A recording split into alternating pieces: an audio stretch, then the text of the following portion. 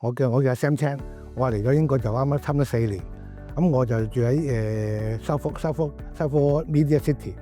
咁我就 join 咗嗰個 Train to TEFL 咧去學習英文，幫我加強咗我英文嘅 language 嗰個語言能力，同埋嗰個好 vocabulary 生字啊嗰啲文化 culture 啊，每一樣嘢都學得到咯。加入咗嗰個 Train to TEFL 咧，我哋可以連接咗好多香港人，同埋學習當地嘅文化，同埋嗰啲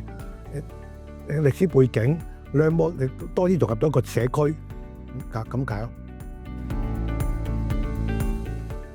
Train to TEFL 嘅佢嗰個師資咧，嗰邊又教得好互動性